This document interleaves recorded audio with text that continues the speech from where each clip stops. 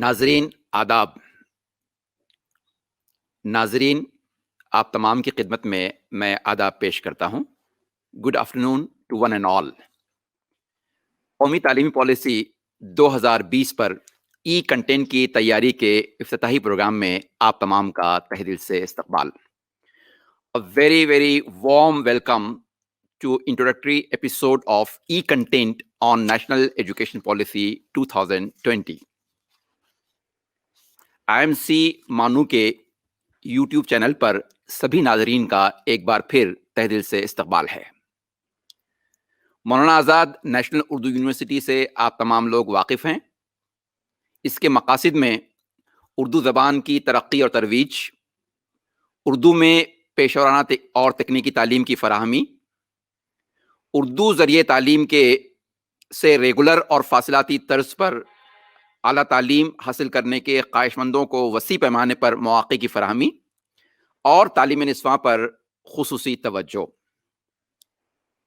For our guest, may I repeat the mandate of the university in English: to promote and develop the Urdu language, to impart education and training in vocational and technical subjects through the medium of Urdu, to provide wider access to people desirous of pursuing programs of higher education and training in Urdu medium through teaching on the campus as well as through distance mode, and to focus on women education. With this mandate, Manu has got certain special features. Number one, it caters to the need of education starting from primary school to higher education, even PhD programs. The second and the most important aspect of this university is its medium of instruction, medium of learning, medium of teaching, medium of examination. Everything is in Urdu. Though اس کے ساتھ ہی اس بات پر بھی توجہ دی جاتی ہے، we try our level best that our students should not remain deprived of English, Hindi and other languages as well. ایک اور خوبی یہ ہے کہ تعلیمی نسواں پر خصوصی توجہ ہے. There is a focus on women education. یہ اس کا jurisdiction by the act of parliament سارا ہندوستان ہے. مولانا آزاد نیشنل اردو یونیورسٹی کو اس بات پر فخر حاصل ہے کہ اس کے کیمپسز اپنے ایکٹ کے اعتبار سے ملک کی مختلف ریاستوں میں قائم ہیں. ایک اور خوبی یہ بھی ہے کہ اس میں ریگولر موڈ اور ڈسٹنس موڈ دونوں پروگرامز چلائے جاتے ہیں. بہرحال یونیورسٹی سے آپ اچھی طریقے سے واقف ہیں. میں مولانا آزاد نیشنل اردو یونیورسٹی اور تمام ناظرین کی جانب سے آج کے مہمان خصوصی ڈاکٹر کستوری رنگن صاحب کا استقبال کرتا ہوں. Hearty welcome to you sir in this program. I also welcome our Honorable Vice Chancellor, Professor S.M. Rahmatullah Sahab to this program. یہ ہم تمام کے لیے بہت خوشی کی بات ہے کہ the man behind education policy, the man behind National Education Policy 2020 is with us. یہ بات ہمارے لیے، ہم تمام کے لیے بہت ہی فخر کی بات ہے کہ وہ شخص جس نے قومی تعلیم پالیسی 2020 کی تشکیل میں ایک کلیدی رول ادا کیا، وہ آج ہمارے ساتھ یہاں موجود ہیں. ہم ان کا تمام ناظرین کی جانب سے استقبال کرتے ہیں، خوش آمدید کہتے ہیں، اور ہم ان سے اس پالیسی کو سمجھنے کی کوشش کریں گے. انہوں نے اس بات کی ہمارے لیے اجازت فراہم کی ہے، اس کے لیے ہم ان کے شکر گزار بھی ہیں. حاضرین، جہاں تک ڈاکٹر کستوری رنگن صاحب کا تعلق ہے، مجھے الفاظ نہیں ملتے کہ میں ان کا تعارف کس انداز میں کرواؤں. یہ بیسیکلی ایک اسپیس سائنٹسٹ ہے.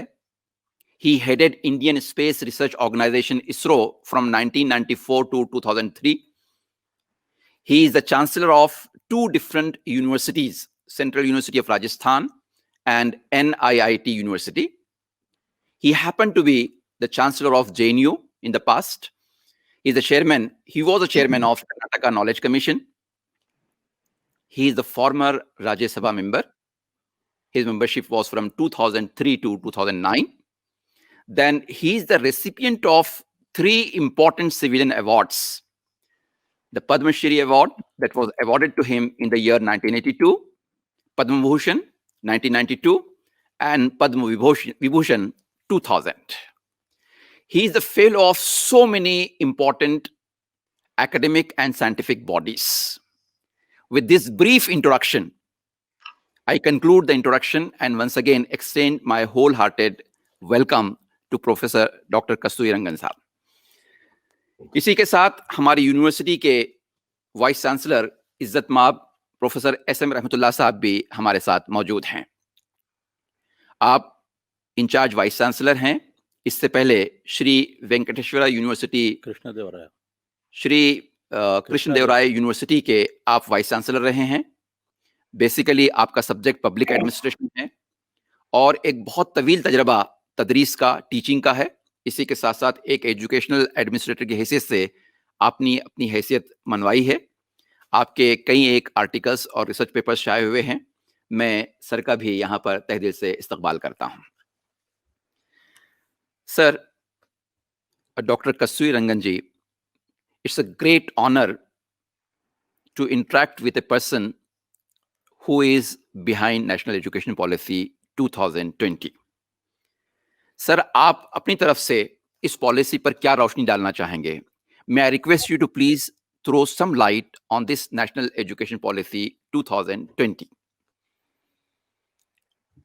Thank you very much, Professor Siddiqui Mohammed Mahmood Saab, for this very thoughtful welcome and give me the privilege of speaking on the national education policy today for the benefit of a large number of people who are interested on the academic side as well as who form the stakeholders. I am also very privileged to have our Honorable Vice Chancellor of this university, Professor S.M. Rahmatullah Saab with us, and who is also one of the very erudite scholars on many areas of academic interest, not only to this university, but for many national institutions in the country. So I would like to at the outset thank you, Siddiqui Saab, and also Professor Rahmatullah Saab, and all others. And I would like to particularly congratulate all of you because that is the first thing I would like to do. Because when I read your communication regarding this plans of an episode regarding the national education policy capable of having an outreach much more than what the present system is, I was very thrilled. I think we need to learn this policy through people who are interested in education in different locations, different parts, people with different languages, different culture, different social patterns, and so on and so forth. So this is a very, very important step that the Maulana Azad National Urdu University has taken in creating a new and thoughtful outreach for this education policy. So I would like to once again begin by complimenting Manu Hyderabad for this very thoughtful initiative. It will add tremendous value to the present efforts to understand the policy by practitioners all over the country. The first important thing that I noticed currently, as you know, there are a number of seminars, webinars, discussion forums, round table, and many other kinds of discussion modes in which this policy has been debated and deliberated upon. So this is going to add a very powerful component to these efforts that are already presently ongoing.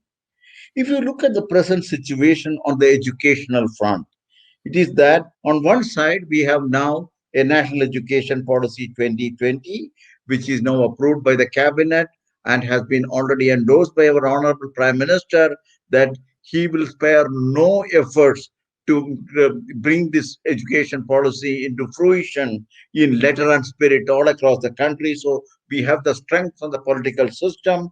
And on the ground reality, we have an actual educational system which is currently in operation. So what are we trying to do? We need to bring these together to enable the policy to create a new ground reality by bringing in transformation on several fronts. This could be corresponding to the curriculum transformation, curriculum pedagogy transformation, teachers' orientation and training, institutions and their governance, regulatory aspects, among many other things that are a part of this policy transformation that we are looking for. Towards this, we need an intermediate step, or what I may call as a strategy, that has to be suitably crafted.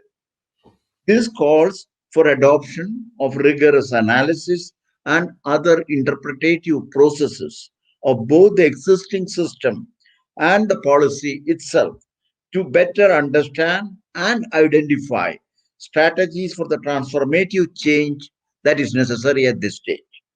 And also mention that whereas there may be an underlying universal approach to deal with this applicable to all of India, the transformation plan will also need specificities. Specific, it includes specificities because we should recognize and appropriately internalize the plurality, diversity, and complexity that exists within our country. The process of internalizing will require reinforcement of learning through revisiting discussions towards developing familiarity with the challenges and the potential solutions. The video library that you are planning at the Maulana Azad National Urdu University is certainly a very important, critical, and probably an imperative step to help these reinforcement forces that we need as we move towards the implementation of this policy in the near future. An additional thought that comes to my mind in the context of the value that you are trying to do is that I often encounter, I have gone around, I've talked to several institutions, individual groups, and so on, academicians, and they are all well informed. But there are many instances I have come across in the society where they have raised also issues, concerns, their own conclusion about the policy, opinions about the policy, and so on, that are really at variance with what we have enunciated in the policy. We have experienced this in many cases. I'm not saying everywhere, but in many cases. It only tells me that a more serious study of the policy is the need of the hour. And it is not just reading through the document, it is reading, understanding, analyzing, interpreting, and getting a picture of how to take it forward. So, this is a very, very significant, several intermediate steps we need to bring it together. Your effort, I should compliment you for this, really will fulfill that particular gap too in the context of making the policy, namely the creation of the video library. This can go a long way in creating better awareness and understanding of the policy and thereby instilling more confidence among stakeholders towards its implementation. The central idea of the policy is that the education must result in the full development of the human personality. This would also include the processes by which the children acquire, you said about the education at the school level too, they acquire competencies which are often referred to as social and emotional learning. Students must develop not only cognitive skills, both foundational skills of literacy and numeracy, or higher order cognitive skills such as critical thinking and problem solving, but also social and emotional skills, also referred to as the soft skills. The policy is comprehensive, beginning with the vision mentioned above. It takes forward the agenda of the previous policies, aligns with the global sustainable development goals, draws from India's heritage, together providing an integrated yet a flexible education that adopts a liberal arts approach to higher education with focus on the quality, high quality research. So, this is what I would like to introduce as my first level of introduction to this policy and the broad outline or the broad strategy in which we have tried to evolve this policy in the context of the 21st century imperatives of a new and transformed India in the area of an area knowledge society. So thank you. Thank you very much, sir, for your words of wisdom. Uh, Professor رحمت اللہ صاحب آپ یہاں پر موجود ہیں، میں نے آپ کا استقبال کیا اور ہمارے ناظرین کی جانب سے بھی ایک بار پھر آپ کا استقبال کرتے ہوئے میں آپ سے یہ جاننا چاہوں گا کہ جب پالیسی ڈاکومنٹ موجود ہے، مختلف فورمز میں موجود ہے، پھر آپ کی ہماری جو یونیورسٹی ہے، جامعہ ہے، مولانا آزاد نیشنل اردو یونیورسٹی ہے، اس نے جو ای کنٹینٹ بنانے کا فیصلہ کیا، جس کے مشمولات میں ایک تو ای ٹیکسٹ ہوتا ہے، اس کے ساتھ ای ٹیوٹوریل ہوتا ہے ویڈیو کی شکل میں، پھر اس میں ہم دیکھتے ہیں کہ سیلف اسسمنٹ کیسے کیا جائے، جو اس سے مستفید ہونے والے لوگ ہیں وہ اپنے آپ کا اسسمنٹ کیسے کرے کہ ان کی تیاری کتنی ہوئی ہے، اور اسی کے ساتھ ساتھ ایک ڈسکشن فورم بھی ہوتا ہے اس میں کہ جس میں لوگ اپنے سوالات پوچھ سکتے ہیں اور جو ریسورس پرسنس ہیں وہ ان کے جوابات دے سکتے ہیں۔ میں سمجھتا ہوں کہ یہ بہت ہی تاریخی فیصلہ ہے ہندوستان کی تاریخ میں، نیشنل ایجوکیشن پالیسی کی تاریخ میں یہ ایک بہت ہی منفرد فیصلہ ہے جو آپ کی سرپرستی میں لیا گیا۔ اس فیصلے کا پس منظر پر آپ اگر روشنی ڈالیں تو میں سمجھتا ہوں کہ ہم تمام کی رہنمائی ہوگی۔ Thank you, Professor Siddiqui Sahab.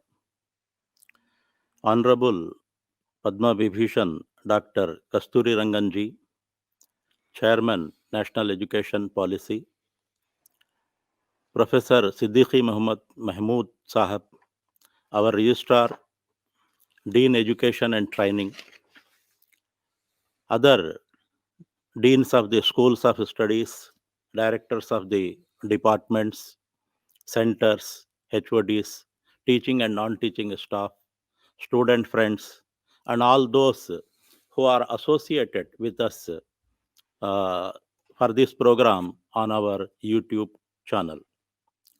At the outset, I welcome all of you to Manu, to this channel, to view the discussion on National Education Policy 2020, more particularly to listen our Honorable Chief Guest, Dr. K. Kasturi Ranganji. It is my privilege that, and I proudly say that before the formation of this policy, when the input was called throughout the country, our university has also got an opportunity and conducted a seminar on it, and we provided input to the policy framers. Well, friends, with regard to this policy, let me say that it is a wonderful, comprehensive, remarkable, and revolutionary policy. And naturally, this credit goes to our Prime Minister ji, our Minister of Education ji, and Dr. K. Kasturi Rangan ji and his team. At the outset, let me say that of all the resources, human resource is the most important. And it is also a fact that education is the key for the success of human beings, and the versatile development of any country depends on national education policy and its effective implementation. Of course, we had education policy since so many years, but the education policy 2020 is a unique of its kind. It's unique in different things. As I said, it's a wonderful policy. Wonderful in the sense that before framing it, all the views, aspirations, and requirements of each and every group of person belonging to each and every walk of life has been obtained.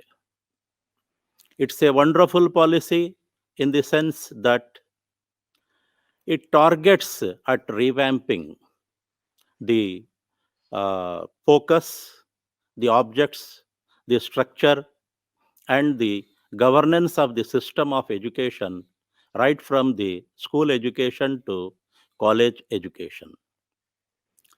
I said it's a remarkable policy.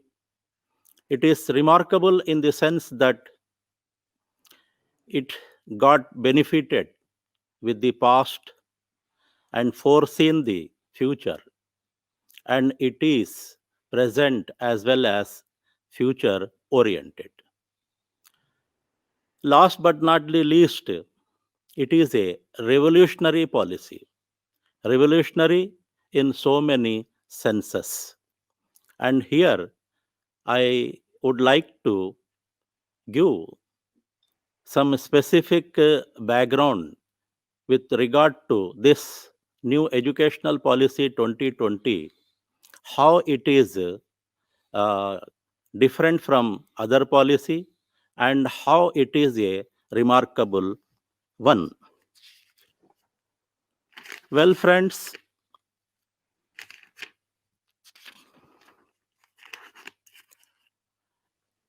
there is a shift in it from non-mother tongue to mother tongue as a medium of instruction up to class 5th and preferably till class 8th and beyond. It is different in this sense, and it is different in other aspects also. There is a shift from knowledge-based education to knowledge plus skill-based education.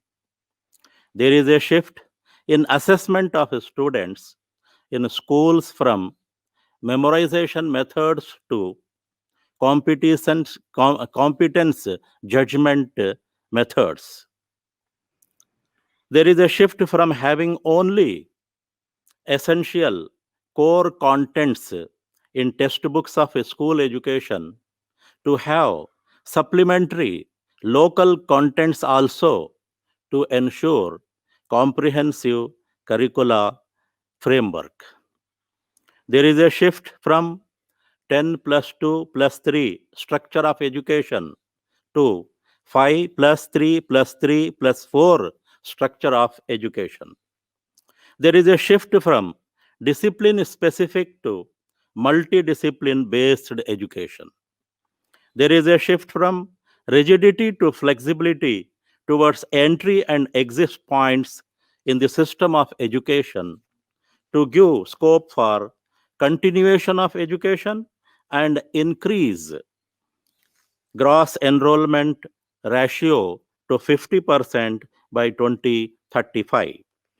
There is a shift from having a division of knowledge of arts, science, and vocational education to have holistic education without such division. There is a shift from having a division of curricular and extracurricular activities to have holistic activities. There is a shift from having affiliated colleges to autonomous colleges. There is a shift from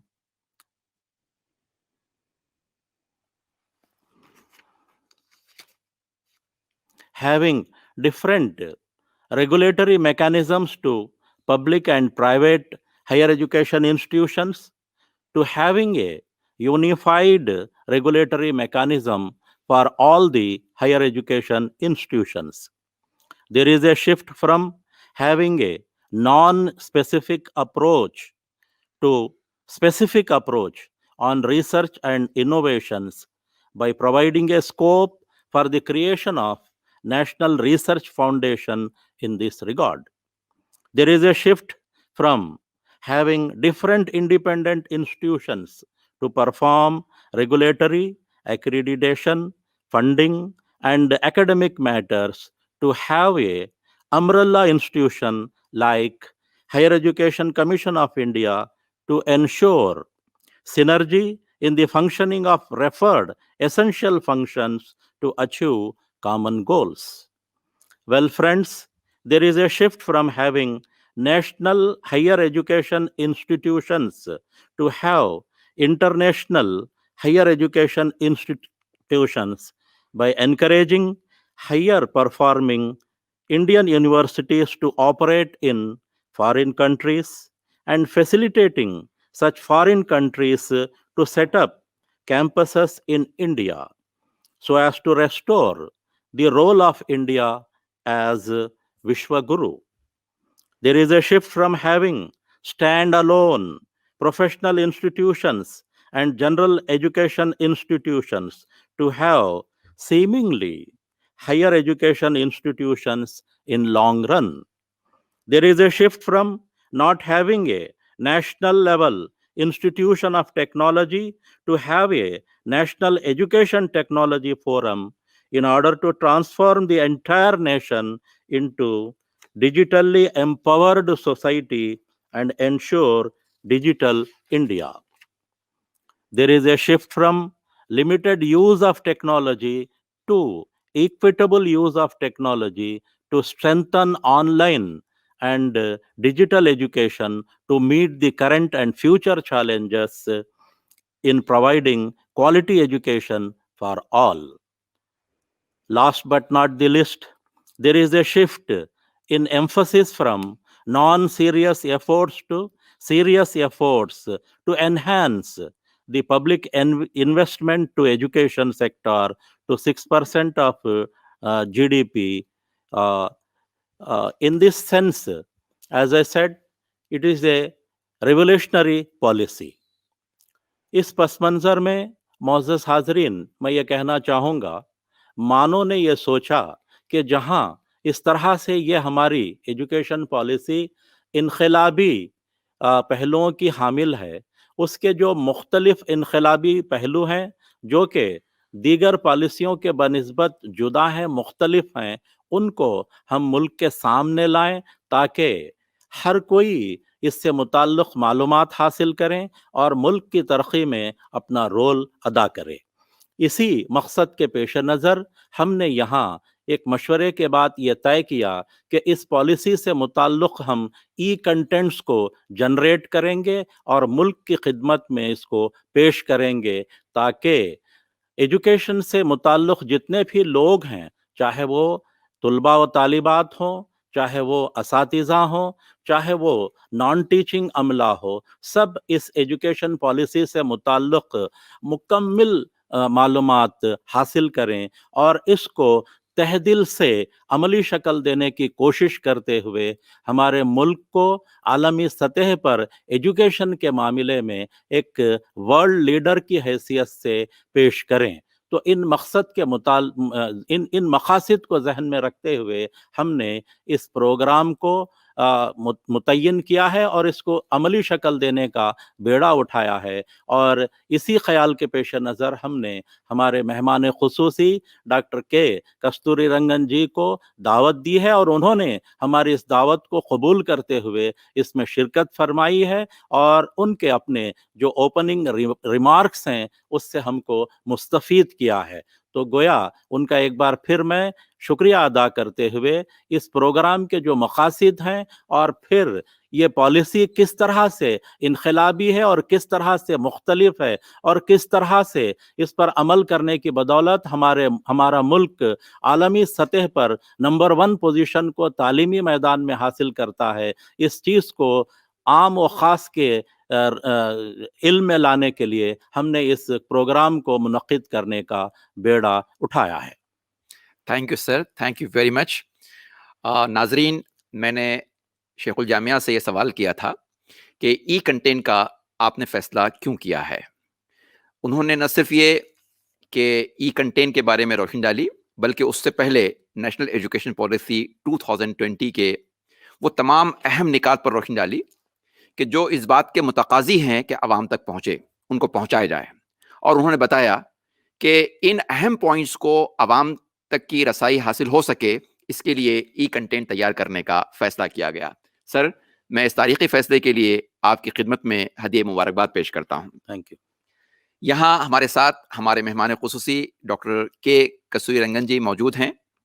मैं जिन points पर यहाँ पर बहस हुई है अभी तक, जिन points पर रोशनी डाली गई है, हम देखते हैं कि हमारे एजुकेशन सिस्टम में कमोबेश ये पॉइंट्स कहीं ना कहीं हमको नज़र आते हैं। फिर भी हुकूमत हिंद ने एक बहुत इनकलाबी फैसला किया नेशनल एजुकेशन पॉलिसी 2020 तैयार करने का, उसकी तश्कील का।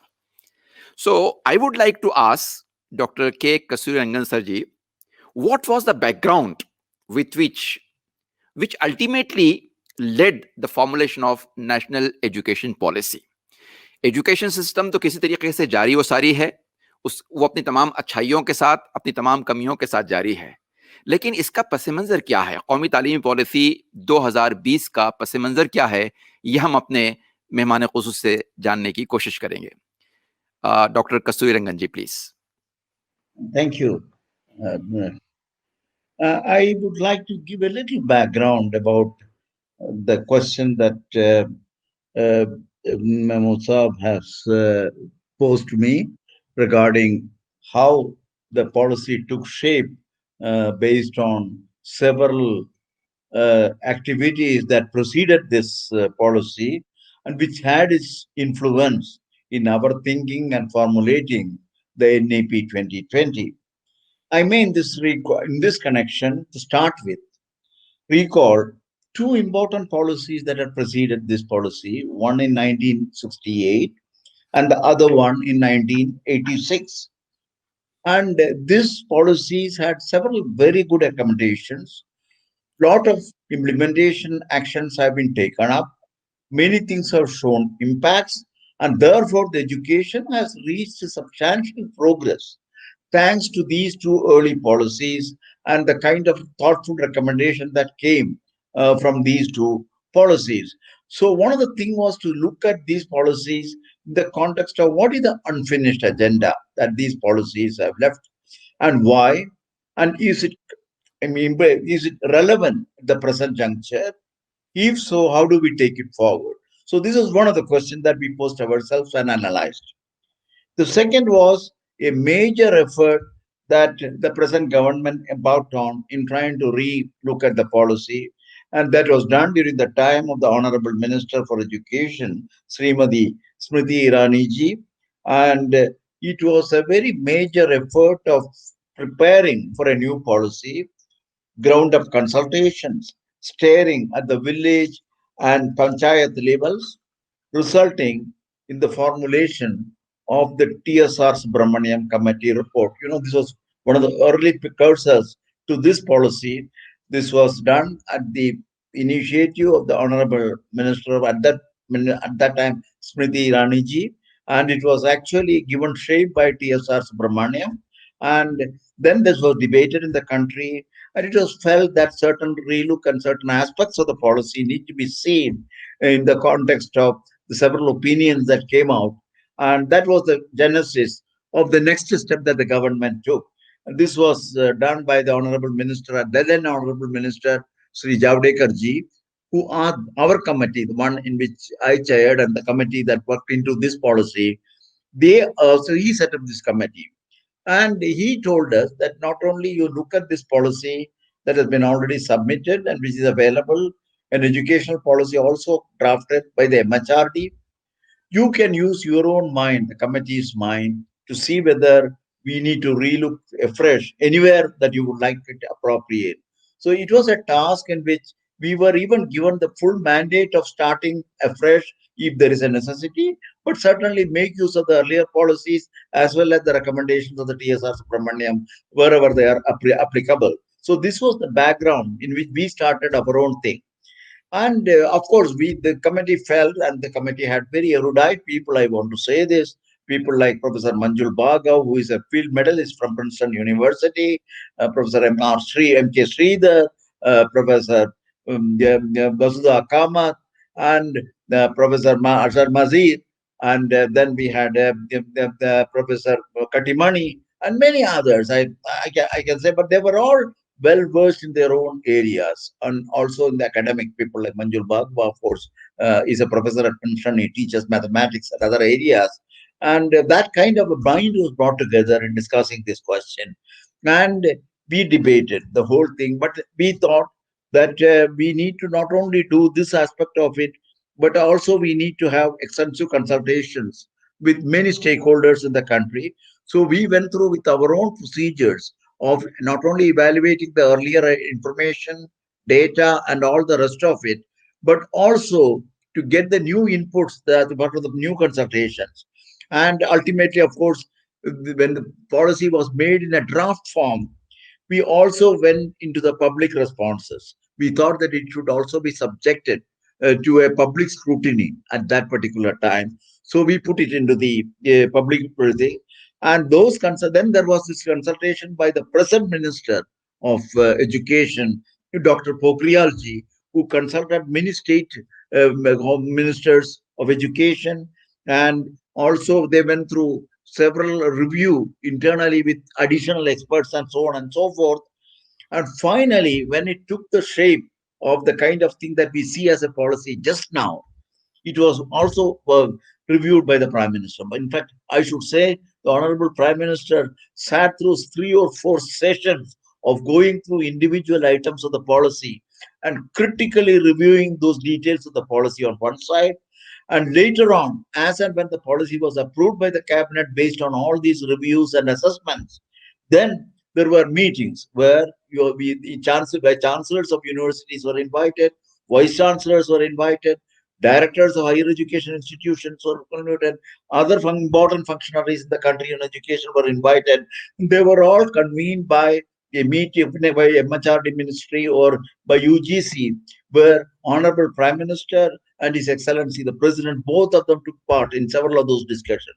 So the net outcome was the final clearance of this particular document and also its adoption for the country to pursue. Now, some of the things that Professor Rahmatullah had asked me, what is the thing that we have really adopted from the earlier one? Just to give you some flavor of this, one is of course three language formula. Vice Chancellor had just mentioned about it. It's a very important area. In fact, I should say we spend a lot of time discussing the language formula. It was not done with respect to the kind of things that we try to read in the papers. It is more than that. Language policy was a critical element of a knowledge society. And what is that language policy has been? One is, of course, the three language formula. This three language formula was a part of an earlier policy too. But we reviewed the three language formula and give it a more broader expanse in terms of the policy formula. You start learning the language right from the age 3, not age 6. That is one thing. The three languages can be the home language, the mother tongue, the local language, regional language. You expand the scope of the language learning, the early part. And plus you can have one more language which you can study. So you study 2 Indian languages and also go for, if necessary, one more language which can be a foreign language. So this kind of what I want to say is there was a tremendous flexibility in the context of defining the language formula for the school education. We also took into account the fact that the three language formula is not the question of a kind of an obsession that we should have 3 languages right in the beginning. But we considered that there is a scientific logical basis for learning the languages, the early part of the childhood growth. This comes from the cognitive sciences and the studies related to the ability to learn languages, to learn numeracy and things of that kind. So there is the brain growth and its development. This puts a certain kind of a guideline as to how do we want to learn, how do we take advantage of the brain growth and its development in the context of learning.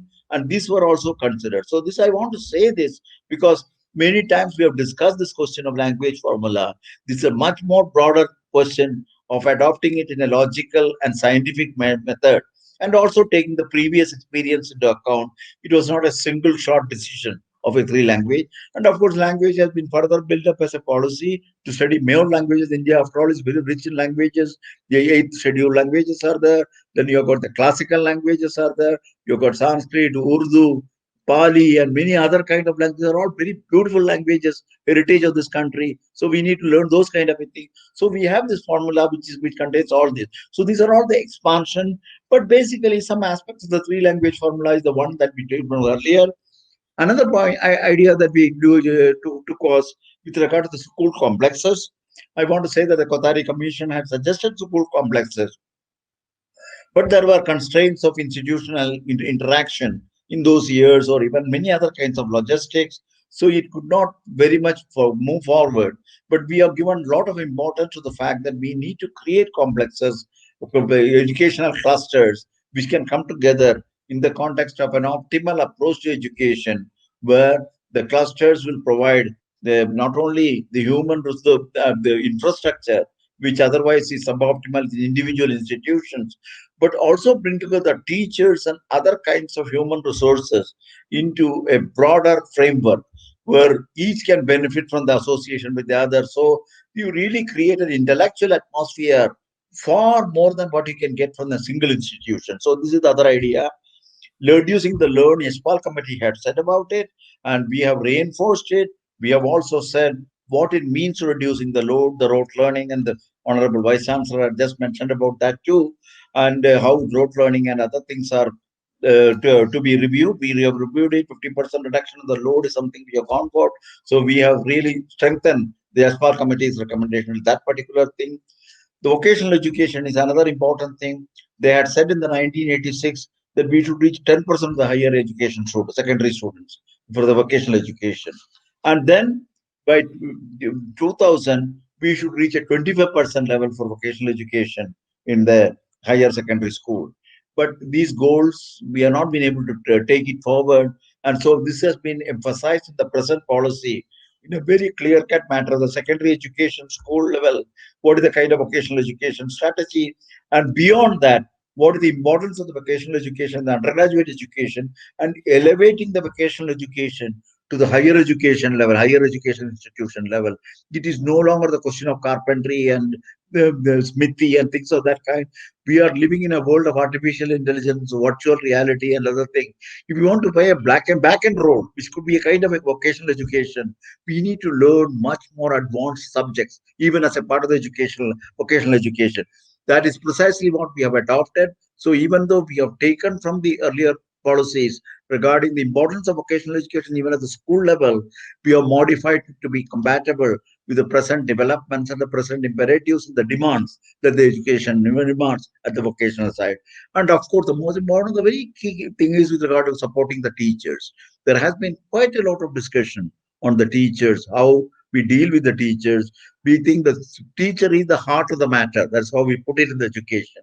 Because we think that if we don't bring the school teachers, give them the right position, right training, right orientation, and the right ecosystem, and give them the right type of statures, these kind of things, ultimately, the ambition that we have got about this education policy could not reach the type of goal that we are setting for ourselves. So we have dealt quite in detail. I'm sure that you will discuss it in your subsequent episodes. Teacher is a very, very important component, and the type of policy that we have enunciated makes make sure that all the critical issues today that we as teachers are facing and the type of things we need to do for them have been reflected. And this is another important. This is just to give you a flavor of the kind of things we have used in the previous activities and policies, as well as how we have also borrowed many of the good ideas that were there as a part of the earlier policy. Thank you. Thank you, sir. Thank you very much for the wonderful explanation of how the fragments of earlier policies have been incorporated while developing the new education policy. Sir, आप इस चीज को किस तरह से देखते हैं? पद्म विभूषण के कस्तूरी रंगन जी ने ये बात बताई कि जो पहले की पॉलिसीज थी, उन पॉलिसीज से भरपूर इस्तेफादा किया गया। उनके जो अच्छे निकात हैं, उन अच्छे निकात को इस पॉलिसी में शामिल करने की कोशिश की गई। उन्होंने उन निकात की तरफ इशारा भी किया। हायर एजुकेशन के एक जिम्मेदार की हैसियत से आप इस एक्सरसाइज को कैसा महसूस करते हैं? हाँ, देखिए, जैसा कि मैंने कहा, जी, इस पॉलिसी को मुतय्यन करने से पहले ना सिर्फ जो गुज़िश्ता पॉलिसीज़ रही हैं, उनका बारीकबीनी से मुतालिया किया गया और उनमें जो अच्छे ख़ुसूसियात पाए जाते थे, जो कि आज के कॉन्टेक्स्ट में भी अपनाए जाना अहमियत की हामिल रखती हैं, उनको ले लिया गया, जैसा कि ख़ुद डॉक्टर कस्तूरी रंगन जी ने कहा है। उसके अलावा ये जो पॉलिसी बनी है, ये कई एतबार से मुख्तलिफ है गुज़िश्ता पॉलिसी के बनिस्बत, और ये किस तरह से मुख्तलिफ है, वो ज़्यादा अहमियत के हामिल हैं, जिनको मैंने मुख्तलिफ पॉइंट्स की शक्ल में शिफ्ट के एतबार से मुल्क के सामने रखा है, ताकि उन पर गौर करें اور ان کو سمجھیں اور ان کو عملی شکل دینے کی کوشش کریں. کافی ایکسرسائز کے بعد یہ پالیسی متعین ہوئی ہے، جیسا کہ خود ڈاکٹر کستوری رنگن جی نے بھی کہا. جی اور ان کے ساتھ جو ٹیم رہی، ان کے ٹیم کے جو مختلف ایمیننٹ پرسنالٹیز اسکالرس رہے، جنہوں نے ان کا اپنا اپنا کنٹریبیوشن دیا ہے، اس کا بھی انہوں نے ذکر کیا. انہوں نے پروفیسر ٹی وی کٹیمنی جی کا بھی ذکر کیا. یہاں میں فخر کے ساتھ، پراؤڈ کے ساتھ یہ کہنا چاہوں گا کہ ٹی وی کٹیمنی جی ہمارے کولیگ رہ چکے ہیں، اور جس وقت وہ ہماری یونیورسٹی کے سروس میں تھے، ڈپٹیشن پہ وائس چانسلر کی حیثیت سے رہے، اسی وقت انہوں نے اس ڈرافٹنگ کمیٹی میں ممبر کی حیثیت سے اپنے کارہائے نمایاں انجام دیے ہیں. اس کے لیے بھی یونیورسٹی اپنے آپ کو فخر محسوس کرتی ہے. تو جیسا کہ میں نے کہا اور کستوری رنگن جی نے بھی کہا، گزشتہ پالیسی سے بھی استفادہ کرتے ہوئے اور پھر نہ صرف ملک کے بلکہ عالمی سطح پر انسانیت کے سامنے جو چنوتیاں ہیں، ان سب کا گہرائی سے مطالعہ کرتے ہوئے ہی اس پالیسی کو بہت ہی اچھے انداز میں، جامع انداز میں متعین کیا گیا، اور یہ کوشش کی گئی کہ ہندوستان آنے والے دنوں میں ایک ورلڈ لیڈر ایجوکیشن کے معاملے میں اپنے آپ کو پیش کرے گا اور عالمی سطح پر انسانیت کے جو مسائل ہیں ان کو حل کرے گا. I must congratulate the real architect of National Education Policy 2020 for the wonderful response that is being given by Professor S.M. Rahmatullah. He says that whatever has been acquired from the previous policies, their significance is at their place. But the most important thing is, in order to accept the challenges of the present scenario, global scenario, whatever new ideas have been implemented through this policy, those ideas are more important than what has been borrowed from the previous policies. So, somewhere I have gone through one statement: educate, encourage, and enlighten. Educate, encourage, and enlighten. That was, so to say, the motto of our new National Education Policy 2020. I have read somewhere. Sir, in order to fulfill this dream, because any policy, it presents the guidelines. It offers a guidelines to shape the system of education accordingly. So what's the significance of National Education Policy 2020 in order to shape our education system? جیسے میں ایک example دینا چاہوں گا. کسی ملک کے سربراہ سے یہ پوچھا گیا کہ what's the secret of the success of your country, اور اس سے پہلے ایک جملہ کہ with in a short span of time a nation rose like a mythical phoenix from its own ashes. تو ان کو یہ کہا گیا کہ sir what's the secret of the success of your nation, اور انہوں نے کہا تھا we educate our people, we educate our people, we educate our people. اور جب چوتھی مرتبہ ان سے پوچھا گیا کہ sir what do you do next, تو انہوں نے کہا تھا کہ دین we trust in the people. تو کہیں نہ کہیں جا کر مجھے ایسا لگتا ہے کہ دس ہسٹوریکل جو اسٹیپ ہے نیشنل ایجوکیشن پالیسی 2020 کی، اس پر ملک کی تعمیر ہونے والی ہے، اس کے مطابق ملک کی ترقی ہونے والی ہے. تو وہ کون سے ایسے فیچرز ہیں اس پالیسی میں جن کو شامل کر کے آپ خوشی محسوس کرتے ہیں، آپ کو ایسا لگتا ہے کہ ہندوستان کا مستقبل اس کے لحاظ سے بڑا تابناک ہوگا؟ What are the important features of this National Education Policy 2020 about which you are so confident that this is going to shape a new nation on a very, very strong basis? Sir, please. Thank you, Professor Siddiqui Saab. First thing is, significance آپ پوچھے ہیں اس کے بارے میں، national education policy کے بارے میں. جی سر. What is the importance to the nation? Yeah, I will give a very short statement on this. I don't want to elaborate too much. The world is currently experiencing major transformation. All of us recognize this aspect of it on several fronts: social, cultural, political, environment, scientific, and so on and so forth. all are impacting the socio-economic development and welfare of many nations. The central role of education in addressing these issues, I don't think I need to emphasize it here because everybody knows the importance of this. The Indian educational landscape in the recent times, as we discussed just before, the first of the things that last time it was looked at was nearly 30 years back. And right now, if you look at the present situation, as the Honorable Vice Chancellor also mentioned, things have made changes underground, many changes, as I mentioned, in social, cultural, and so on, many other fronts. So there is a need to relook and adopt a new policy which is aligned with the 21st century imperatives. And that is the one that gave birth to the National Education Policy 2020. So that is the first part of it. The Right. other part of it is India over the decade will have the highest population of young people in the world. Nearly 50% will be below 35 years. Aspiring for high quality education, ultimately, these are the people who look for the higher education, high quality education, great aspirations, and so on that has to be met.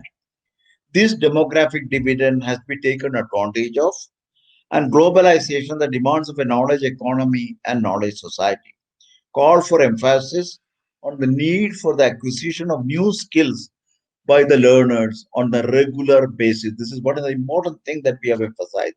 Regularly, we need to do. They have to learn how to learn and become lifelong learners, a critical consideration that we debated all through the policy. Even as the new educational system will be aligned to the aspirational goals of the 21st century, it would also remain rooted in India's value system and ethos. This is what I would like to say regarding the kind of thing. Now, आपने ये पूछा था, what are the broad features now coming out of this kind of a backdrop of what I Right. mentioned about the spirit of the education as well as the kind of things that spurred us to look at the policy at this juncture in time. I would like to say a few things. In a sense, I mentioned in the beginning that the policy is an interconnected story. It is not that we are giving you packages, you study this or you study this. It is an right from the day the child is born, the first 3 years at home, to 3 years to 8 years, you have got the early childhood care and education. Then you go through a preparatory phase of a school education. Then you go through a middle school education. Then you go to the secondary education. Then you go for an undergraduate education, or you go for a vocational education, or you go for a professional education. But all of them are integrated. Again, I want to say undergraduate education is an integrated concept. They are not separate, whether vocational, professional, or mainstream education. And then you go for higher education, postgraduate education, research, and those kind of a thing. So if you look at the policy, it's an integrated policy, but flexible. And that is what also, as the Honorable Vice Chancellor mentioned, this flexibility provides the learner to decide when to continue the study, when to stop the study, when to relearn and come back to the educational system, all that kind of a thing. Having said that as the background, and that is most critical to respond to your question in the importance of India becoming a knowledge society, a vibrant knowledge society, I would like to take a few of the examples of what I consider. That not doesn't mean that these are the only ones. And policy will have, as I said, once it is connected, the previous one is important for the next one, and the next one is important for the next one. And so there is a connectivity. And so we cannot say that I am picking up separately to show that these are important. But it gives you a flavor of, even in the connectivity, you can see the importance of individual elements on this. The first is, of course, the right from the birth to the first 80 years. We call it the early childhood care and education. I think this is a very critical phase of our educational system which need to be revamped. And why is it that we need to revamp this? The reason is simple. We today, 30 years later from the past policy, we today have a much better understanding of how the brain evolves in the early phase of the child's growth. Right from the time of birth to about 8 years, 85% of the child's brain has already evolved. So It's a very critical phase of a learning capability that the child develops. And if you want to make sure that you have to give quality education, an education which is effective in terms of a learner's requirement, then this 8 years, the 0 to 8 years, then from the birth time to the 8 years, we need to make sure that proper quality care and education is a must. And we have defined this 5 years, 3 years of preschool education, 2 years of early school education, and the early childhood care and education. This is the most important component of a school education. If you don't do it properly, you will have difficulty of carrying it forward in the subsequent part of the school education and beyond. This is one aspect. The second is India does have a very serious issues regarding foundational literacy and numeracy. We need to address this question with a lot of seriousness. So, in fact, the government has recognized that unless every student by the grade 3 has the basic foundational literacy requirement, literacy and numeracy capabilities, which means language and mathematics, I think our education is not going to move forward. So, there is a very special attention to the foundational literacy and numeracy. Currently, nearly 5 crore students have the problem. It could become 10 crores. It could be a very large number which will miss the boat of education if we don't address the foundational literacy and education. So, in fact, the government is thinking of starting a full scale mission. So, far as the level of foundational literacy and numeracy is concerned, to me, there is the second part of it. The third, of course, is restructuring from 10 plus 2 to 5 plus 3 plus 3 plus 4. This architecture, as I told you, is very much development model of the brain and the way the ability of the youngster to pick up at different stages of the growth in the school education phase of various subjects. So you know when the child is early phase of the child, early childhood care, if you look at it, it is having this kind of a what you may call as a perceptual ability. It develops like it takes the sound, it tries some very strange this thing, it laughs, those kind of thing. You have the perceptual feeling has already started setting in. Then it moves into a conceptual stage when it's able to start comprehending a little bit about details. Then a much more detailed thing will comes into picture the moment you go into a prescriptive mode where you can say this is this, this is this, it is able to make the difference. And then you go into abstract where you don't look at everything general, but you can really look at things not necessarily because maybe for example 1 plus 1 is 2 in arithmetic, so it knows correctly. But if you put a plus b, it becomes abstract, but still it knows the meaning of that. That is the later part of the abstract this thing. This way, the 4 stages of the ability of the child from the perceptual to conceptual to prescriptive to abstract is now what has divided the 5 plus 3 plus 3 plus 4, leading at the end a secondary school level where the child can either decide, understand the ecosystem in which it is, understand what it should do, what is interesting to it, whether it should take up a vocational job, whether it should take up a higher education job, education career. These are kind of things that the new school structure, the 5 plus 3 plus 3 plus 4 can lead to. Then, of course, the next important thing is integrating vocational education. And in the process, we have also made sure in the school education, we drop the barriers. That was, as Vice Chancellor rightly said, curricular, co-curricular, extracurricular, differences between science and arts, vocational and professional. So these are all done away with to make sure that there is something holistic about the knowledge, and the child in this school phase has to have a mastery of the overall holistic approach to the knowledge gaining rather than trying to pick up individual elements separately without knowing the connection with the other. So the other part of it. Then the next one is on the undergraduate level. We have introduced this new area of a liberal education, which is nothing but multidisciplinary and holistic education. We think that this is extremely important. Ultimately, we have a knowledge which is which is connected. As I told you, there is you if you really look at the various subjects in undergraduate education, there we need to remove the kind of differences today we live, whether it is related to science and humanities, mathematics and arts, or medical medicine versus physics. If you really look at it, what ultimately comes, it comes out very clearly nowadays that there is a unity of all aspects of a human endeavor. This unity is nothing but the unity of knowledge of the various areas that we talk about. So unless we learn to see that not only the subject matter of a particular domain, but also see its relationship with the multiplicity of other connections that the knowledge base has, we will not become a total person, a all-rounded person. So the importance of a liberal education as a means of providing all-rounded, fully capable person. A person is not only intellectually capable, socially capable, emotionally capable, able to understand the systemic aspects of a problem. These are the kind of things that are embedded when we try to say that the undergraduate education will be driven by a liberal education concept. But here, it also, we don't want to make a difference between the mainstream education, science, arts, and things like that. But we bring science, the mainstream education, the professional education, the vocational education, all of them into ultimately a liberal education fold. That is what we have recommended. So on the long run, the liberal education will be the way in which undergraduate education will continue. This will include things like even agriculture, law, and things of that kind.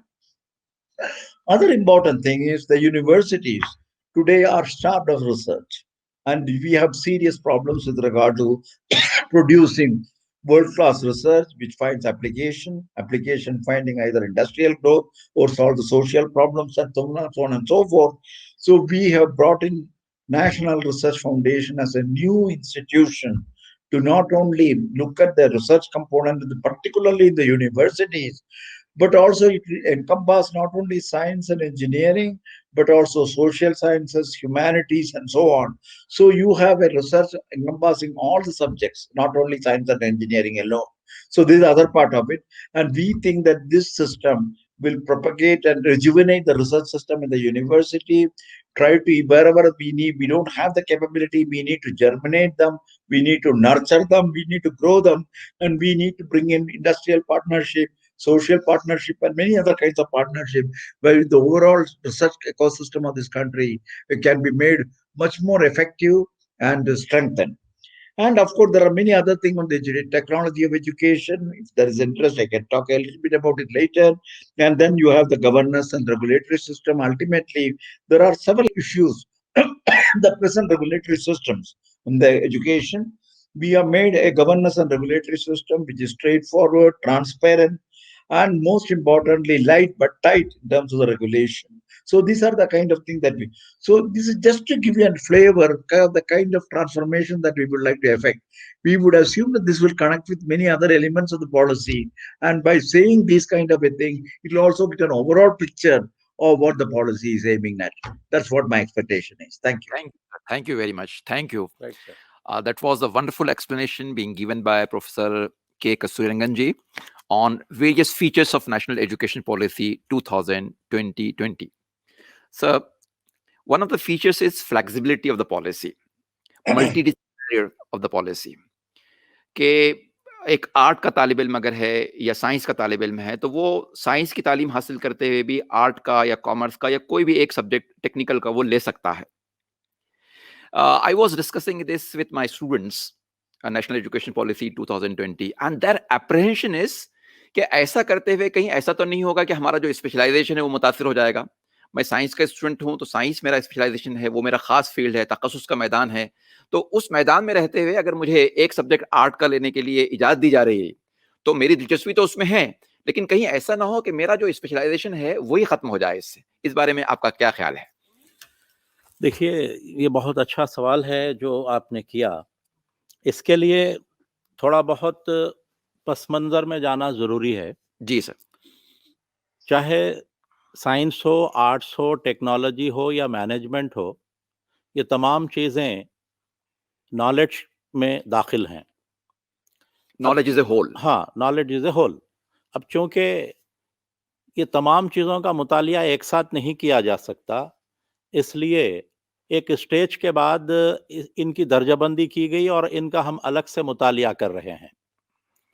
मगर कहीं ना कहीं ये मान के चलना पड़ेगा कि इंसान की अपनी शख्सियत की तश्कील के लिए ओवरऑल ये जो मुख्तलिफ पहलू हैं नॉलेज के, इनसे मुताल्लिक़ मालूमात उसको हासिल रहें. تبھی جا کے اس کی ایک مکمل شخصیت رونما ہوگی اور وہ انسانیت کی خدمت کر پائے گا. تو اسی جذبے کے پیش نظر جہاں کور سبجیکٹس کا مطالعہ ہم کریں گے، وہیں پر یہ جو دوسرے سبجیکٹس ہیں ان سے متعلق بھی یہ جو بنیادی معلومات ہیں جن کا رکھنا اشد ضروری ہے، وہ فراہم کرنے کی کوشش کی جائے گی. تو اس طرح کے پروگرامز ہم کسی بھی طرح سے اٹینڈ کر سکتے ہیں، جیسے موکس ہیں، وہاں پر بھی اس طرح کے پروگرامز موجود ہیں. وہاں پر بھی ان پروگرامز میں ہم شرکت کرتے ہوئے وہاں کی نالج کو ہم حاصل کر سکتے ہیں. تو یہ جو نیشنل ایجوکیشن پالیسی 2020 جو بنی ہے، اس کی بیوٹی دراصل یہی ہے کہ اس پالیسی میں یہ جو تفریق ہے نالج کے مختلف برانچز کی، اس کو جہاں تک ہو سکے ختم کرنے کی کوشش کی گئی ہے، کور سبجیکٹ کی اپنی اہمیت کو برقرار رکھتے ہوئے. یعنی کور سبجیکٹس کی جو اپنی اہمیت ہے، جو ان کا مطالعہ ہے اور ان ڈیپتھ ان کو جو اسٹڈی کریں گے ہم، وہ تو اپنی جگہ رہے گا ہی. اس کے ساتھ یہ جو دیگر جو نالج کے حصے ہیں ان سے متعلق بھی وہ معلومات حاصل کرتے ہوئے ایک مکمل شخصیت کو ہر انسان حاصل کر پائے گا. اور جب ہر انسان کی شخصیت ایک لحاظ سے مکمل بن جاتی ہے، ایک اوورال نالج سے متعلق خاکہ اس کے ذہن میں آ جاتا ہے، تو وہ بہتر طور پر سماج کی، سوسائٹی کی خدمت کر سکتا ہے. تو اسی جذبے کے پیش نظر اس پالیسی میں بھی اس جانب توجہ مرکوز کی گئی ہے، اور اس کے لیے میں تہ دل سے ڈاکٹر کستوری رنگن جی کا شکریہ ادا کروں گا، کیونکہ انہوں نے یہ جو تفریق پیدا ہو گئی ہے ذہنوں میں عوام کے، اس کو گریجولی آنے والے دنوں میں ختم کرنے کی کوشش کی ہے، تاکہ تمام ہندوستانی ایک مکمل شخصیت کے حامل ہوتے ہوئے نالج کو اوورال حاصل کرتے ہوئے کور سبجیکٹس جس میں ان کو دلچسپی ہے اس کو زیادہ سے زیادہ طور پر یعنی اس کے مختلف پہلوؤں کو اسٹڈی کرتے ہوئے سوسائٹی کی، سماج کی اور دنیا کی خدمت کریں. Thank you, sir. Thank you very much. The sum and substance, the moral of the story is knowledge is a whole and it should not be treated as watertight compartments. بچے کو اس بات کا حق ملنا چاہیے کہ وہ اپنے اختصاص کو، اپنے اسپیشلائزیشن کو برقرار رکھتے ہوئے اپنی پسند کے دوسرے سبجیکٹ میں، چاہے اس کا تعلق کسی اور ڈسپلن سے کیوں نہ ہو، اس کے مطالعے کا بھی موقع ملنا چاہیے. اس سے اس کے اسپیشلائزیشن پہ کوئی فرق نہیں پڑتا ہے. دوسرا سبجیکٹ سیکھنے کے لیے بہت سارے پلیٹ فارمس ہیں، وہاں سے بھی وہ استفادہ کر سکتا ہے. Thank you very much. آپ نے ڈاکٹر کستوری رنگن جی اپنی گفتگو میں یہ بات کہی تھی کہ it's a policy for the people of India. When we talk about people of India, India is a very thickly populated country. آپ نے بتایا کہ نوجوانوں کی تعداد بہت زیادہ ہے. یہاں کا ہر شہری بہت ہی قیمتی رکن ہے اس ملک کے لیے، بہت قیمتی شہری ہے، اس کی اپنی ویلیو ہے.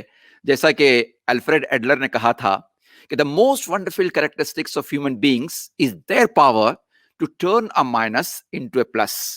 انسانوں کی سب سے زیادہ حیرتناک خصوصیت یہ ہے کہ وہ ایک ناممکن کو ممکن میں بدلنے کی طاقت اپنے اندر رکھتے ہیں.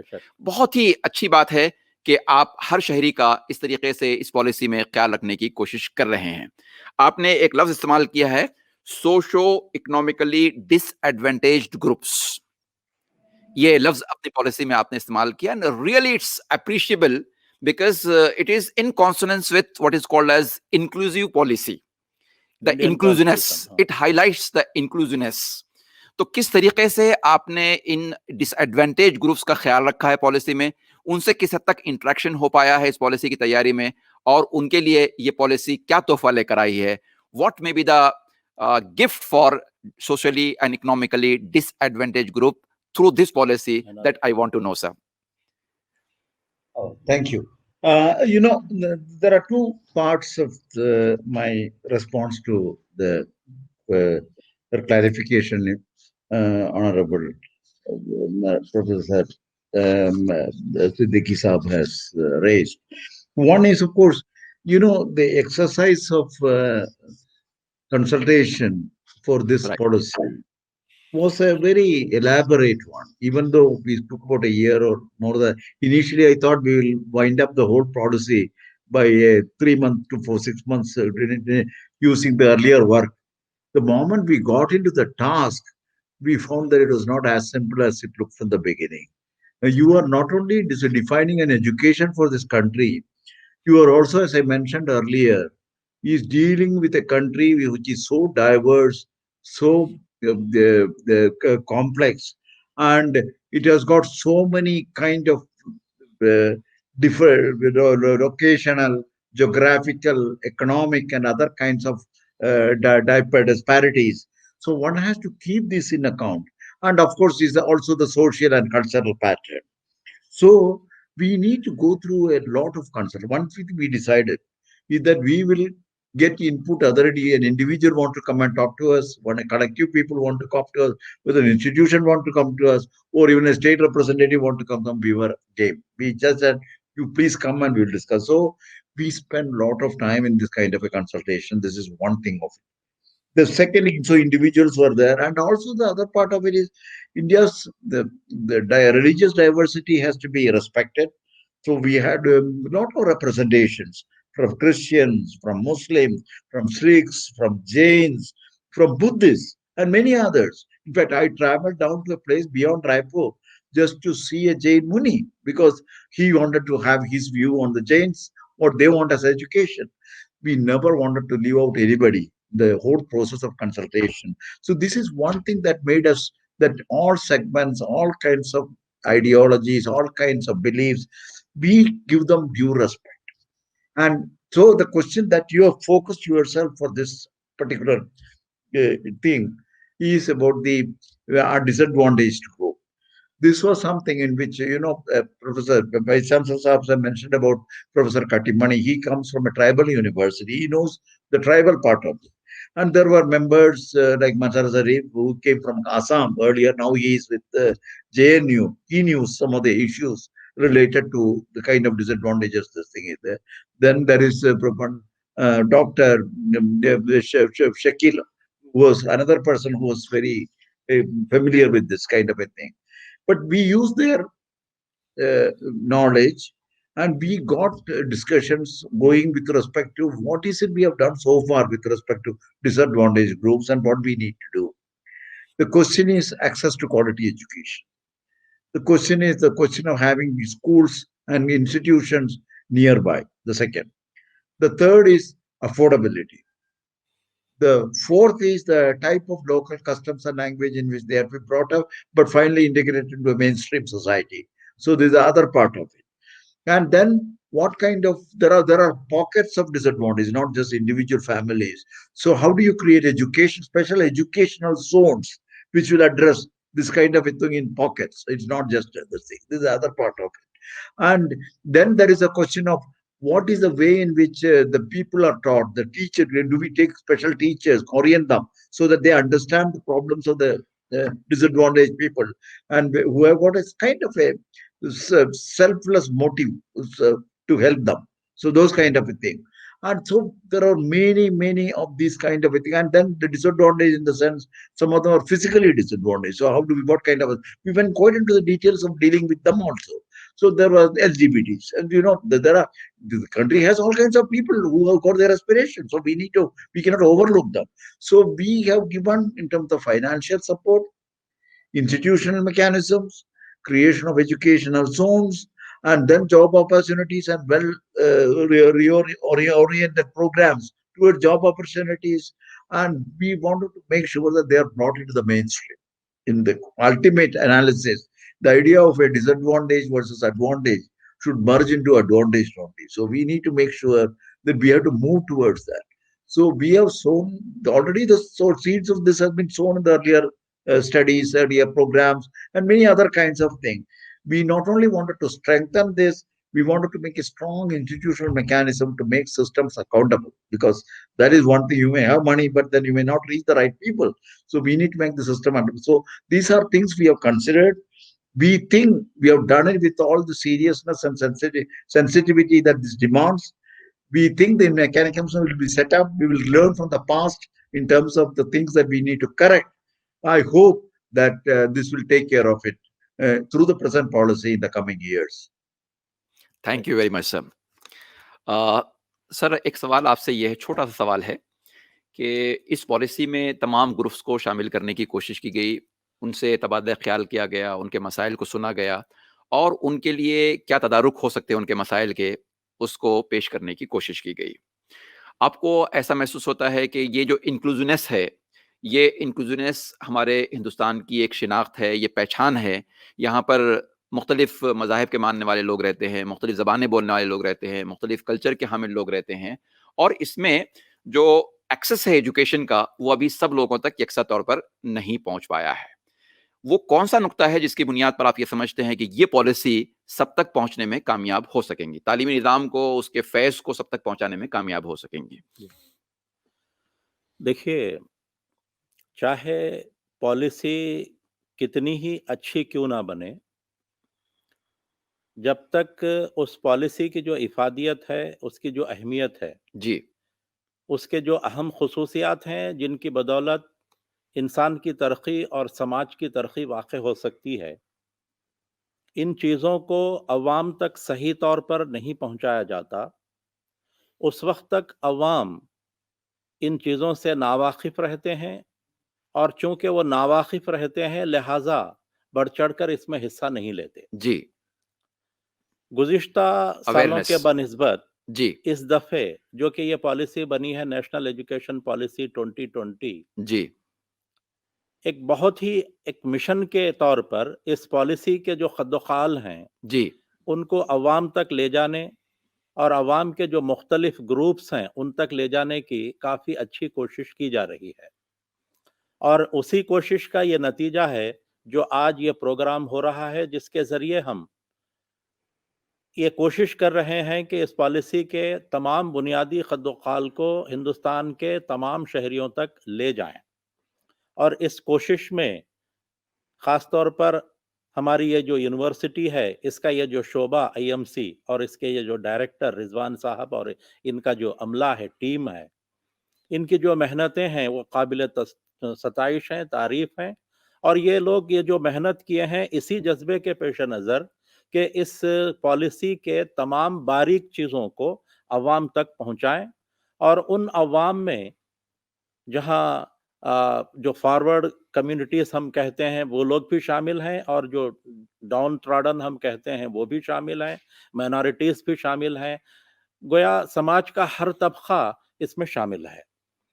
تو میں سمجھتا ہوں کہ اس طرح کے پروگرام سے یقیناً ایک بہت اچھا شعور بیدار ہوگا، اور عوام میں یہ جستجو پیدا ہوگی کہ اس پالیسی کو اچھی طرح سے سمجھیں اور اس کو عملی شکل دینے میں ان کا اپنا جو رول ہے اس کو ادا کریں۔ Thank you. بہت شکریہ سر۔ ناظرین، ہمارے معزز مہمان نے ہم کو نیشنل ایجوکیشن پالیسی کے ڈفرینٹ فیچرز سے واقف کروایا۔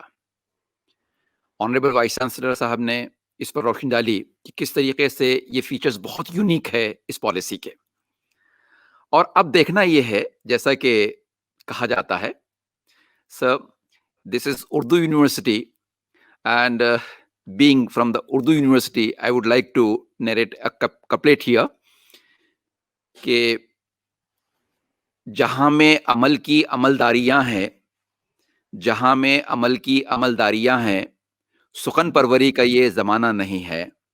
Means what is important is the implementation. So what type of constraints do you see in implementation of this policy? Are there certain constraints that you visualize? That's a very good question. Many people raise this issue of how do you translate this on the ground.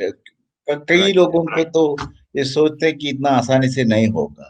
ہمارے پہلا جو ہے یہ جو ایسے 30 years کے بعد جب when the globe has changed, when the India has changed and India is becoming more and more ambitious to progress and show its own mettle and place among the community of nation, ایسے والے جو education policy ہے وہ تو آسانی سے نہیں کر سکتا. ابھی تو میں ایک بات جنرلی بھی بول سکتا ہوں کہ what ever things which we want to do which can transform this country, they are not going to be easy steps. This is not just walkover. Everywhere you have to plan carefully, you have to think carefully, You have to look at all the implications and options available. You should look at the finances, how best to use the internal system, how best to use the external system. इसमें सब सोचना पड़ेगा. So this particular implementation of this policy, if you bring those elements of various aspects of the implementation, which is a multi-dimensional approach, it is not just a single directional approach, then I can say there is no issue of constraint, because you need to understand it and you have to go about it. The problem comes if you don't understand the implications of what you are trying to do and then suddenly end up with some kind of a roadblock. One of the things which you are doing in creating this library, I want to say, is something which should get over that problem, because you should be very clear and read it carefully, analyze it carefully, look at the implication, look at the multiplicity of options, choose the best option, not the perfect option. That is kind of a thing you should take in this particular thing. And you have to also do it in a phased manner, depending on what resources are available, human as well as financial. And you do it very systematically, understanding fully you are connecting with the other element of the policy, this element of the policy, and so on. So you need a set of people who are really professionals. This has to be done by educationists, academicians, and people who know what is the strategy planning of this kind of complex system. We have done this in space. We have succeeded over the last 30, 35 years. There is no worry so far as our ability to implement is concerned, but we have to have the right people at the right place at the right time to take care of this. I am emphasizing that aspect of it rather than other things, because it is going to be the teachers and many others on one side, and also the people who are going to dictate how to move ahead, who are going to matter.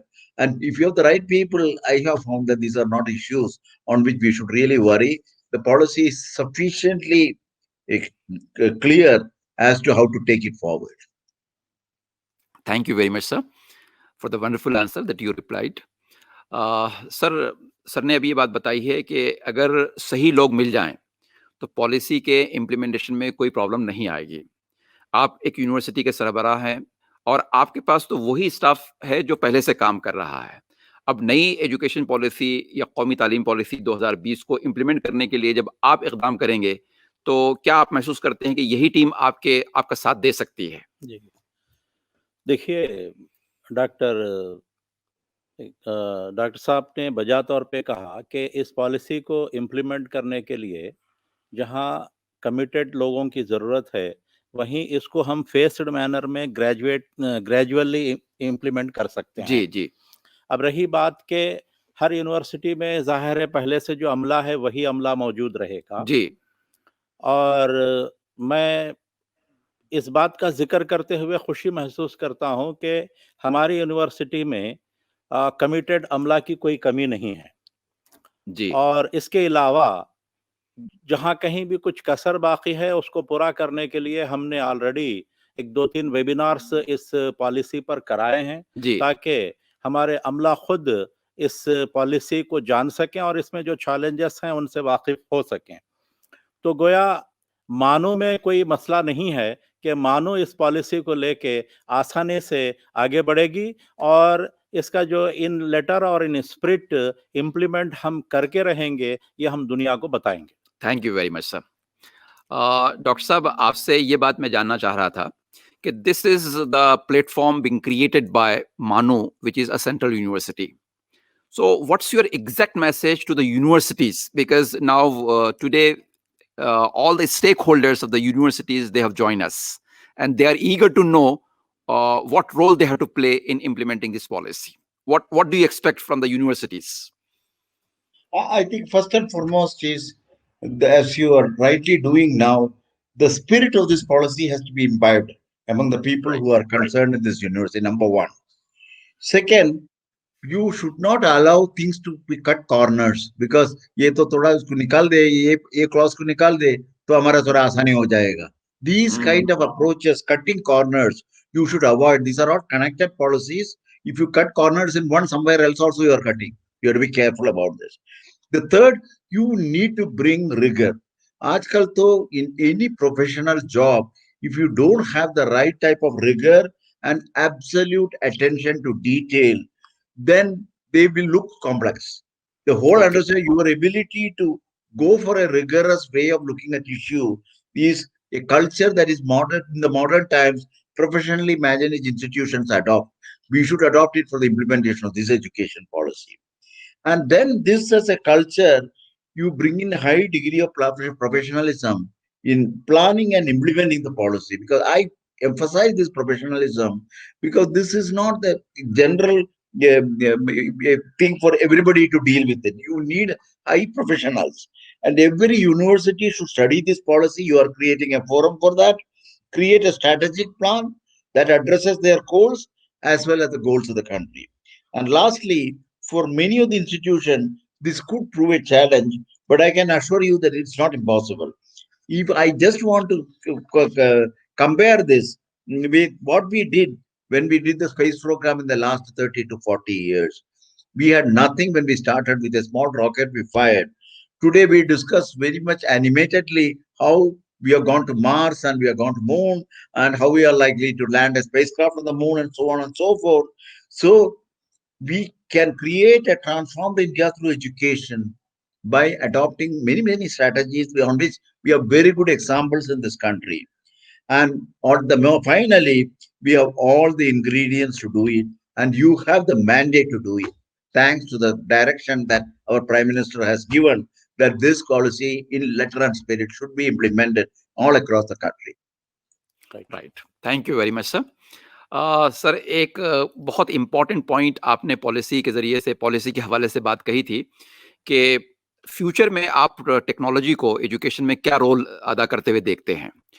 What might be the role of technology that is going to be played in education, क्योंकि policy में बार बार उसका तस्करा किया है आपने. Technology in some form or other has been finding its way into the education. I don't think we need to discuss that. Both of us know the level at which the technology is currently playing a role. If you want to say clearly what are they doing, one is, of course, in improving teaching, learning, and evaluation. This is one thing on which we are using technology. We support teacher preparation. This is another area, and continuous teacher professional development. That is other part of it. The third, we can do enhancing the educational accessibility to several areas where today the education is not available. Technology can be a very important thing. And then, of course, for people like you, also a very important thing in a university like this, and you streamline the education planning and management as well as administration. So these are the areas in which today technology is playing visible part with success. And so what we have done is that if we want to take this further in terms of improving the teaching process, improving the learning process, and so on, technology can be a good thing, but with a big if. It should be adopted properly for the very different levels of education. There has been a lot of discussion, for example, in the recent past, whether online learning is good for a very youngster who really is a social animal who will be in touch with the teacher, so that between them they can virtually, not virtually, really engage themselves in discussions. So those kind of things today are not facilitated if you go for online learning. What is the impact of that? So what we want to make sure the technology adoption, introduction into the educational system is done rather carefully, not only because of the nature of technology, but because its implications on the cultural, social, economic, and many other factors. So I thought in order to do this kind of a evaluation before you put the technology, take this technology, we have recommended a National Educational Technology Forum. This forum is a deliberative forum. And through the deliberations among the various educationists as well as the technology providers, they want to make sure that there is a meeting place with respect to the right type of technology that can be inducted into this. So there will be no arbitrariness. Because when there is an arbitrariness, you adopt anybody's technology for any other purpose and try to retune it. That is not the good way to do this. It can spoil the education of a future boy or a girl. So this is what I want to say. So technology has a future. Technology has to be made more intensive in terms of its delivery capability for education, but should be done with lot of care, with assessment and analysis, so that it doesn't destroy the very purpose for which it is being introduced. Right. Sir, if you permit me, 2-3 recommendations more are there in your report. You have specifically recommended for addressing the digital divide in India that is there, and you have recommended to undertake pilot studies on online education, and you have recommended to see that digital infrastructure are established in each and every organization, university. I think if we do it, I think we can easily address the technological problem, and we can very much use the technology to put into practice this new educational policy. Thank you. Thank you very much, Very, sir. very good point. With your permission, Siddiqui Saab, I want to Ji, sir. add to what the Vice Chancellor said. Let us also create in a university like yours a center for education, research, and development, where you also not only identify technologies but also evaluate technology and look at the future of technologies, all that into a very intensive research and development program. Your university has a good vision. Let that vision be converted into a good center of excellence in education research. Thank you, sir. Thank you very much. Definitely, we shall try our level best, sir. Though technology cannot substitute the teacher, but it is going to play a very, very effective role in future education. This is what the summary of Dr. K. Kasturi Saab is there. Now, the only question is, suppose this policy is implemented. We have started implementing it, and we shall be implementing it in letter and spirit.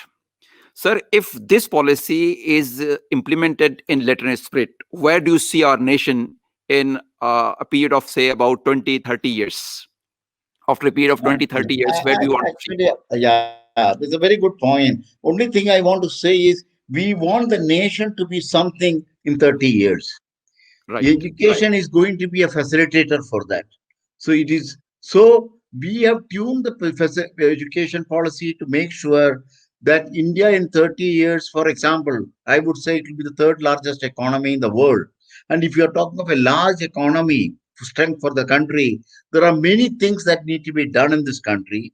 But central to doing the multiplicity of roles that the country has to play is central to that is education. So that is the question. So there is no question that policy has to be implemented in the letter and spirit as was enunciated by the government. But I only want to say in this connection, since it's a concluding remark, see, many years back, someone asked Dr. Vikram Sarabhai, the pioneer of India's space program, that why we should do space. Why are we spending so much time and money on space at the time when the space was just getting initiated? His answer was, it is not a question of whether we need to do space or not. It is whether we can afford to neglect it. I think that is the spirit of education in a more forceful argument. I think there is no escape from implementing this policy. The only way we have to show what our aspirations for the country is in the next three decades is that we have a successful implementation of this policy. I don't want to even have arguments as to what happens if we fail in this. We have to succeed. There is no other way. It is an imperative of this country to have a future. Thank you very much, sir. जी sir, आप इस सिलसिले में कुछ कहना चाहेंगे? Sir, just I want to say that certainly we will put this policy into implementation, and we make India a Vishwa Guru. Thank you very much sir. आपने जो बात की उससे ऐसा लगा, हो सकता है कि लोग इस बात का आपको क्रेडिट देते हों कि ये पॉलिसी जो है एक तरीके से आपका ब्रेन चाइल्ड है, लेकिन आपने सबको कॉन्फिडेंस में लिया, सब अपनी टीम को शामिल किया, सारे मुल्क के लोगों को अपने साथ लिया, और हम कह सकते हैं कि मैं अकेला ही चला था जानिब मंजिल, मगर लोग साथ आते गए और कारवां बनता गया, और जिस तरफ भी चल पड़े हम आबला पायाने शौक, खार से गुल और गुल से गुलिस्तां बनता गया. अगर हम सबको साथ में लेकर चलें, हम सब साथ में मिलजुल कर काम करें, तो इस पॉलिसी को इम्प्लीमेंटेशन करने से कोई भी रोक नहीं सकता. और आप जिस लेवल पर ले जाना चाहते हैं इस मुल्क को, उस लेवल पर इंशाअल्लाह ताला हमारा मुल्क जाकर रहेगा. Thank you very much sir. Thank you sir. Thank I'm thankful to both of our dignitaries, Dr. Kasturi Ranganji as well as Professor Rahmatullah Saab, for your wonderful inputs. Thank you very much. میں اپنے ناظرین کا بھی بہت شکر گزار ہوں کہ انہوں نے بہت توجہ کے ساتھ اس پروگرام کو دیکھا, اس پروگرام کو سماعت کیا. شکریہ. Thank you very much. Sir, being the first servant of this university, I want to convey my thanks to you too also. Thank you. Thank you. Thank you, Vice Chancellor Saab. You are simply very clear about this policy. I think that is the strength that I have, or many of us have, with respect to implementing this policy. You symbolize that spirit. Thank you. Thank you, Thank sir. you very much, Thank sir. you. Thank you, sir. Thank you.